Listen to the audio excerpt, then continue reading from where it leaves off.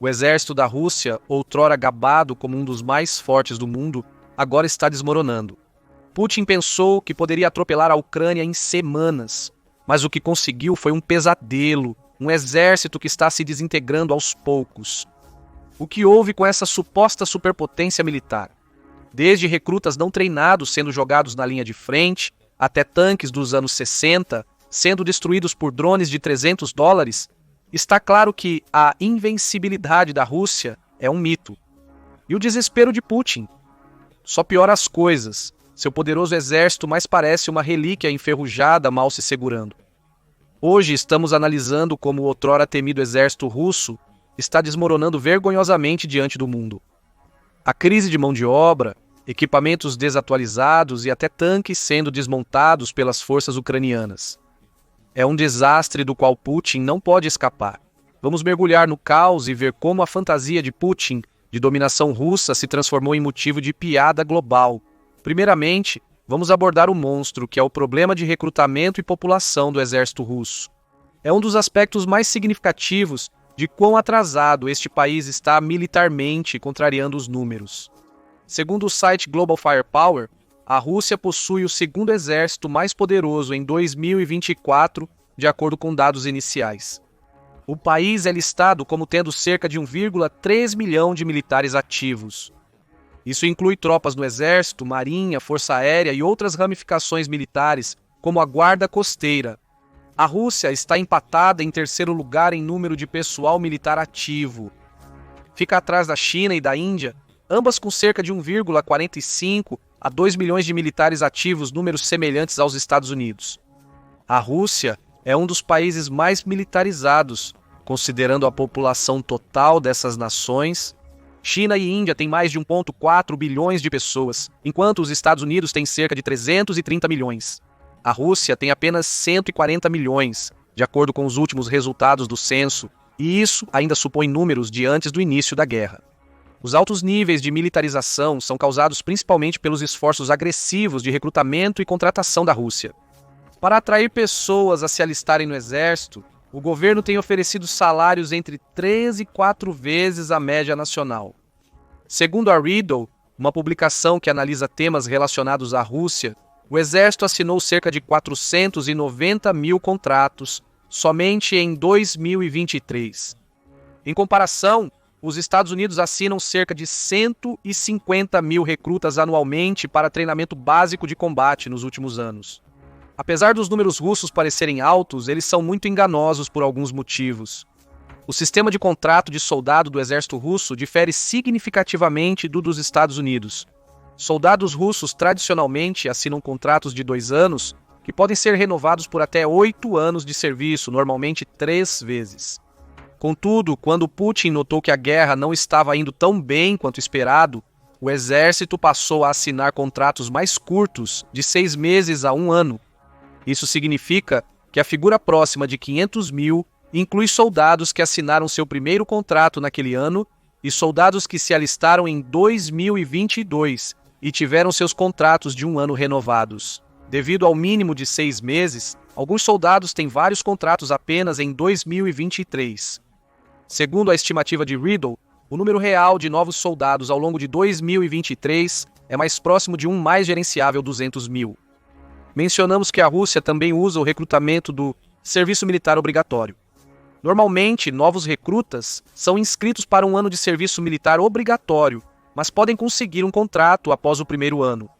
De acordo com a Reuters, a Rússia tem recrutado cerca de 150 mil pessoas a cada 6 meses. Isso representa cerca de 350 mil novos soldados anualmente, superando os Estados Unidos, China e Índia. Mas devemos considerar também o outro lado, as baixas. Segundo o Ministério da Defesa ucraniano, o exército russo teve mais de 660 mil baixas nos primeiros 32 meses de guerra. Além disso, os números diários de baixas divulgados pelo Ministério da Defesa indicam que a taxa de perdas de soldados russos só aumentou durante a guerra. Por exemplo, as estimativas mais recentes sugerem que a Rússia perde entre 1.000 e 1.200 soldados por dia. Durante a campanha de verão de 2024, um dos fracassos mais catastróficos para o exército russo esse número estava entre 800 e 1.000. Quando a Ucrânia lançou sua invasão da região de Kursk, as baixas diárias às vezes disparavam para 1.400. De acordo com estimativas, a Rússia pode perder mais de 1 milhão de pessoas até o início de 2025, indicando um provável aumento acentuado na taxa nos próximos meses. Isso se explica pela crescente ajuda militar da Organização do Tratado do Atlântico Norte à Ucrânia, geralmente com sistemas de defesa eficazes, mas também mísseis de longo alcance e capacidade ofensiva. Por exemplo, os F-16 que decolaram na Ucrânia em agosto provavelmente irão contrariar a maioria das estratégias de superioridade aérea russa, embora a Força Aérea Russa não tenha conseguido alcançar essa superioridade desde o início da guerra. A Rússia também está usando a abordagem de quantidade sobre qualidade em seus esforços de cerco, então é possível que sua tática militar seja jogar o máximo de homens que puder na frente e esperar pelo melhor. Isso pode funcionar para a Rússia a longo prazo, se for sustentável, já que tem cerca de 3 vezes a população da Ucrânia, mas resultará em muito mais baixas. Além disso, quando mencionamos o recrutamento na Rússia, existem ressalvas adicionais para os números citados anteriormente. Como o recrutamento obrigatório dura apenas 1 ano, em comparação aos contratos de 2 anos dos soldados tradicionais, é improvável que o crescimento do exército russo seja tão alto quanto o número sugere. Nem todos os recrutas assinarão um contrato com o exército, o que representa mais uma forma de perda de soldados, além das baixas de guerra. Além disso, legalmente não é permitido o envio de recrutas para o exterior, consequência da desastrosa guerra soviético-afegã nos anos 80, com milhões de baixas militares e civis. Isso significa que, mesmo com a intensificação da conscrição pela Rússia, esses recrutas são praticamente inúteis para qualquer esforço ofensivo planejado por Putin. Também é necessário considerar como a Rússia treina suas tropas. Diferentemente dos Estados Unidos, que possuem um sistema centralizado de treinamento para recrutas do exército em 5 locais, o treinamento das tropas russas é fortemente baseado em unidades. Isso significa que existe uma variação significativamente maior entre como uma unidade pode estar treinando suas tropas em comparação com outra. Na Rússia, o treinamento básico para recrutas deveria durar no mínimo 8 semanas, mas relatos recentes e entrevistas com prisioneiros de guerra indicam que algumas unidades reduziram o tempo para apenas 2 semanas antes de enviar os recrutas para postos próximos à Ucrânia. Recrutas e soldados contratados podem ser agrupados em uma unidade durante o treinamento. É possível que até as tropas em combate real nas linhas de frente em Donbass tenham pouco treinamento. Este problema remonta a pelo menos 2016, quando um relatório do Centro de Análises Navais sugere que alguns oficiais navais foram demitidos por não manterem métodos de treinamento adequados e por distorcerem o real estado de prontidão para o combate ao comando militar russo. Sugere que a falta de treinamento militar adequado é um problema profundamente enraizado no Exército. O relatório da Centro de Análises Navais também sugere que o Exército russo considera os recrutas obrigatórios mais descartáveis e menos prestigiosos do que os soldados contratados, o que é indicado na diferença nos níveis de preparação das tropas entre os 2 tipos. Ademais, estima-se que as perdas russas no último ano sejam principalmente de soldados mais experientes. Relatórios de 2022 sugerem que o exército passou a recrutar prisioneiros para compensar as grandes perdas sofridas no início da guerra. Isso indica que a Rússia está perdendo suas tropas experientes, substituindo-as por soldados novatos na linha de frente ou mantendo suas forças especiais recuadas por medo de contra-ataques. Considerando todos esses fatores, fica evidente que o soldado russo médio tem menos treinamento que o ocidental médio. A maioria dos países ocidentais não tem serviço militar obrigatório ou não o utiliza significativamente para operações militares ofensivas. Mas não são apenas os soldados que a Rússia está tendo problemas, seu equipamento militar também é tipicamente muito mais fraco do que parece no papel. Pegue seu arsenal de tanques, por exemplo. Segundo a maioria das estatísticas, a Rússia tem, de longe, o maior número de tanques em serviço ativo de todas as nações. No entanto, os tanques russos não fizeram diferença na guerra contra a Ucrânia. A resposta simples é que os tanques russos envelheceram mal diante da guerra moderna baseada em tecnologia. Os principais tanques de batalha que a Rússia possui pertencem à linha T de tanques, sendo a versão mais moderna do veículo o T-90, ou mais especificamente, o T-90M. O T-90M, no papel, é bastante equilibrado contra a maioria dos tanques ocidentais, como o M1 Abrams, Leopard 2 e Challenger 2. O T-90M foi projetado para ser mais ágil e leve que seus equivalentes ocidentais, mantendo poder ofensivo e capacidades anti-tanque. Segundo a revista National Interest, em um confronto entre tanques, a tripulação mais experiente venceria. Estimava-se que, no início da guerra na Ucrânia, a Rússia possuía 1000 T-90, incluindo as versões regulares e a T-90M. Simultaneamente, a Ucrânia utilizava apenas seus modelos mais antigos, os T-80 e T-70 e 2 remanescentes da época soviética. Além disso, a Rússia também tinha milhares de modelos mais antigos. Global Firepower estimou que o total de tanques da Rússia poderia chegar a 14 mil. Mas a Rússia também perdeu muitos tanques. Segundo o Ministério da Defesa da Ucrânia, o número de tanques destruídos pelo país poderia chegar a 9 mil. Relatórios sugerem que a situação dos tanques da Rússia é tão crítica que foi forçada a usar T-62 e T-54, que estavam em serviço ativo na década de 1960, o que é apoiado por imagens que mostram esses tanques se movendo para as linhas de frente. Mas vamos voltar à questão titular de como os tanques se saíram tão mal na guerra. Diferentemente das guerras do século XX, onde os tanques eram das armas mais duráveis, a guerra na Ucrânia destacou a necessidade e os benefícios do uso de mísseis antitanque de longo alcance e drones para contrapor estratégias baseadas em tanques ou infantaria mecanizada. Apesar do T-90M ter uma das armaduras mais resistentes entre os tanques modernos, suas defesas não são uniformes. Em especial, os tanques russos da linha T possuem uma fraqueza crucial: o mecanismo de carregamento automático. O carregador automático deveria melhorar a taxa de fogo dos tanques e aumentar sua capacidade ofensiva. Com um peso cerca de 20 toneladas menor que seus equivalentes ocidentais, o T-90M teoricamente possui excelente manobrabilidade devido à sua massa relativamente menor. Contudo, o design do carregador automático é o que atrasa toda a linha T. O carregador automático retira a munição debaixo da torre em vez de armazená-la dentro da câmara do tanque. O armazenamento de munição, ligeiramente externo, é protegido por uma fina camada de armadura. Se algo como uma mina ou míssil antitanque perfurar essa armadura e explodir, pode detonar todo o estoque de munição, o que pode causar uma falha estrutural catastrófica em um fenômeno chamado decapitação explosiva. Já os tanques ocidentais armazenam munição acima dos compartimentos principais e possuem válvulas de segurança que explodem a munição para fora caso sejam atingidos, reduzindo danos. É aqui que entra em jogo a guerra de drones mencionada anteriormente. Partes significativas da guerra na Ucrânia foram travadas à distância, com ambos os lados usando drones para reconhecimento e operações de busca e destruição. No entanto, não são os grandes e caros drones como o General Atomics MQ-9 Reaper, fabricado nos Estados Unidos, que custa até 32 milhões por unidade.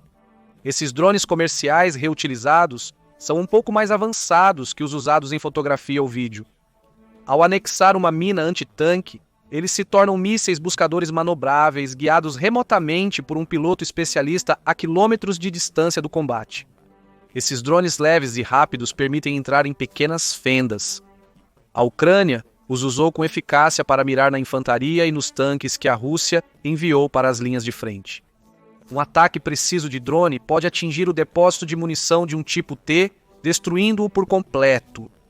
Provavelmente são esses drones que forçaram a Rússia a usar seus tanques mais antigos e menos duráveis. Por serem mais baratos de produzir, eles têm sido usados principalmente como uma armadura móvel para atrair o fogo inimigo e permitir que a Rússia identifique a origem dos ataques de drones. Mesmo assim, relatórios indicam que a Rússia tem perdido tanques em uma taxa muito superior à sua capacidade de fabricação ou reparo. Estimativas indicam que a capacidade produtiva da Rússia pode acabar em cerca de 2 anos devido à falta de matéria-prima importada para fabricar peças modernas, parcialmente causada pelas severas sanções impostas pela maior parte do Ocidente. Em defesa da Rússia, ela buscou criar uma variante de seu principal tanque de batalha. O projeto T-14 Armata foi anunciado após o exército cancelar o T-95, que alegadamente teria os mesmos problemas do T-90. O Armata deveria representar uma mudança marcante em relação aos seus designs anteriores. Em particular, a própria torre é desabitada com toda a tripulação alocada em um compartimento separado. Isso aumenta a chance de sobrevivência da tripulação caso a torre seja atingida por munição antitanque. Alegava-se ainda que o tanque tinha mais capacidades ofensivas que o T-90M, com o valorizado sistema de armadura reativa Afghanet reforçando suas defesas. Contudo, somente cerca de uma dúzia de T-14 Armatas foram produzidos. Nas poucas imagens que o mostraram, a Rússia tentou usá-lo na linha de frente, porém, aparentemente, o exército retirou por completo o modelo das frentes de batalha pouco tempo após sua implantação. Supostamente, os tanques não estavam apresentando um desempenho satisfatório, considerando o alto investimento do exército no projeto. Apesar de suas características de próxima geração o colocarem muito acima do M1 Abrams em teoria, o tanque não correspondeu ao seu potencial, provavelmente devido à sua vulnerabilidade à inteligência e ataques de longo alcance, assim como a linha T anterior. Como a Rússia já vem lutando para reparar seus tanques mais antigos, colocar os mais novos e mais caros na linha de frente é jogar o dinheiro do governo fora. A Rússia não tem muito recurso para alocar ao exército, já que está gastando mais de 40% na defesa nacional. Não só os tanques estão com desempenho inferior ao esperado. Os veículos de infantaria mecanizada russos também tiveram desempenho ruim durante a guerra. Isso se deve principalmente ao fato de a Ucrânia ter recebido mais de 300 M2 Bradleys dos Estados Unidos e da Organização do Tratado do Atlântico Norte.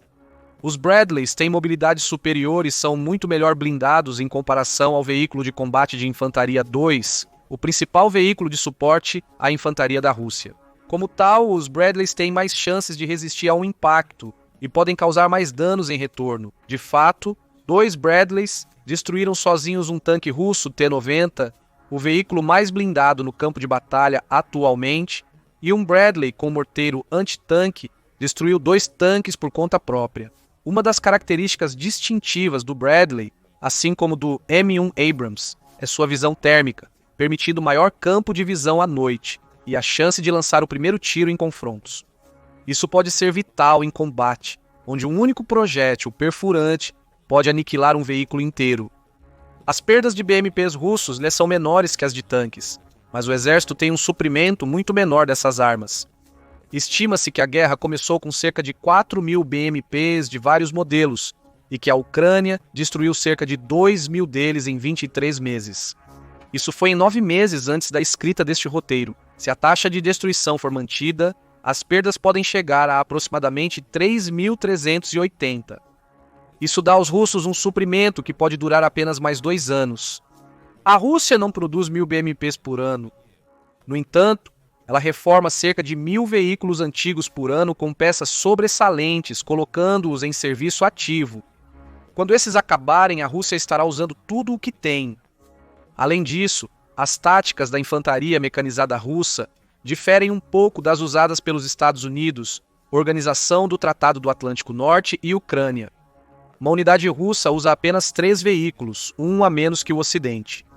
Eliminar um dos veículos reduz significativamente o poder ofensivo e a mobilidade de todo o esquadrão mecanizado. A artilharia russa e o suporte de longo alcance talvez sejam sua maior vantagem. O país é um dos maiores produtores de projéteis de artilharia, com uma média de cerca de 3 milhões de rodadas por ano. A Organização do Tratado do Atlântico Norte forneceu à Ucrânia cerca de 1 milhão de rodadas por ano até agora, forçando alguns países a usarem seus suprimentos extras. Sem dúvida, o exército russo também possui o maior arsenal de artilharia rebocada e autopropulsada.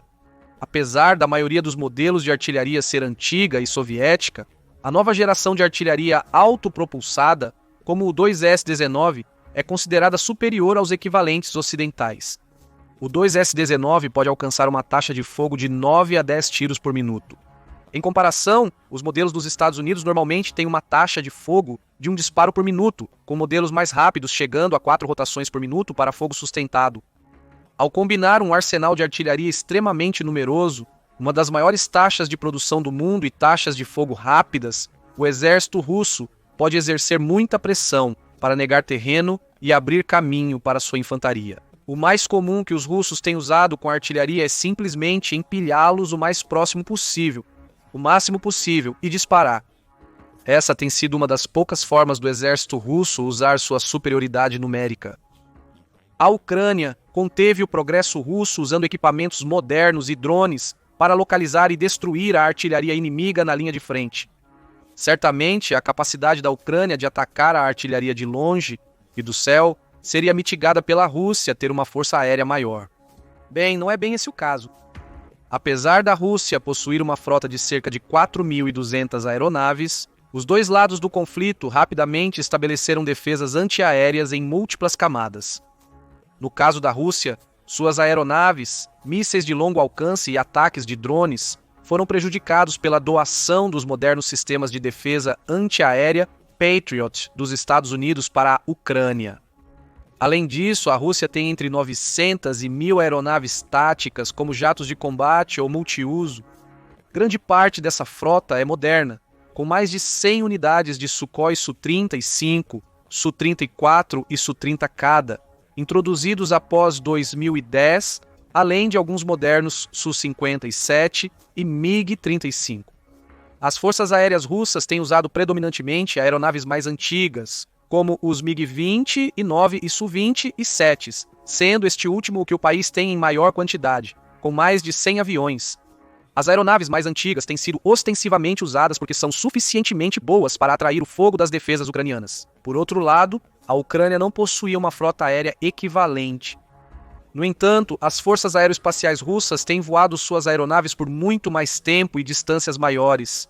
Isso ocorre porque a Ucrânia está realizando ataques constantes com mísseis de longo alcance em pistas de pouso e aeroportos próximos à fronteira russo-ucraniana.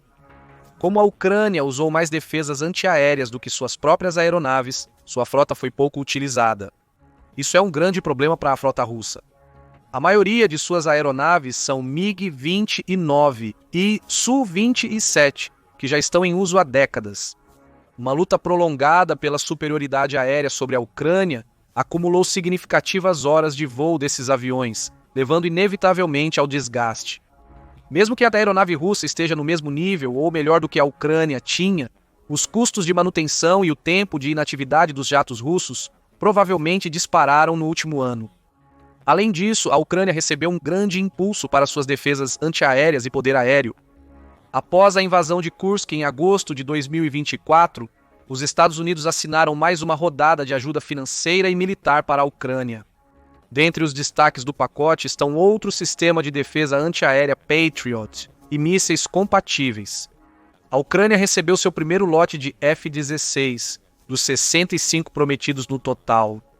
Os F-16 estão a par com algumas das aeronaves mais modernas da Rússia, anulando a vantagem tecnológica das forças aeroespaciais russas. O presidente ucraniano, Volodymyr Zelensky, insiste na necessidade de quase o dobro de F-16 doados pela Organização do Tratado do Atlântico Norte até o momento. Com o avanço da guerra nos últimos meses, a Organização do Tratado do Atlântico Norte pode concordar em fornecer mais aviões. Isso se deve principalmente às ameaças relativamente benignas de armas nucleares da Rússia nos últimos meses. Sempre que os Estados Unidos ou a Organização do Tratado do Atlântico Norte consideravam enviar equipamentos modernos essenciais para a Ucrânia, Putin os rotulava como uma violação das defesas da Rússia, o que teoricamente lhe permitiria responder com armas nucleares. Uma dessas linhas vermelhas também incluía a Ucrânia invadindo diretamente a Rússia. Dado que isso ocorreu e a reação do Kremlin foi moderada, a Organização do Tratado do Atlântico Norte flexibilizou sua posição sobre fornecer mais equipamentos à Ucrânia.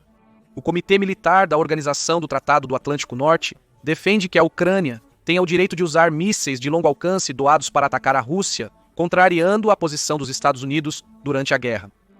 Por fim, também há a questão da Marinha Russa. A Marinha foi crucial para cortar o acesso da Ucrânia ao comércio marítimo global via Mar Negro. Contudo, por dividir sua marinha em várias frentes, Mar Negro, Báltico e Ártico, cada unidade russa não tem capacidade de enfrentar outros países de igual para igual. A Marinha Báltica, com sede em Kaliningrado e São Petersburgo, está quase bloqueada pelos países bálticos, Suécia, Finlândia, Noruega, Dinamarca e Alemanha, todos membros da Organização do Tratado do Atlântico Norte na parte do ano em que não está congelada. Similarmente, a frota do Mar Negro só pode ser usada nesse mar. Apesar do sucesso inicial da Rússia em bloquear o porto, manter sua marinha à tona se provou muito mais desafiador.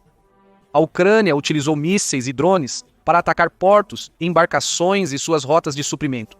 Os drones marítimos utilizados pela Ucrânia são mais uma inovação à qual a Rússia não se adaptou.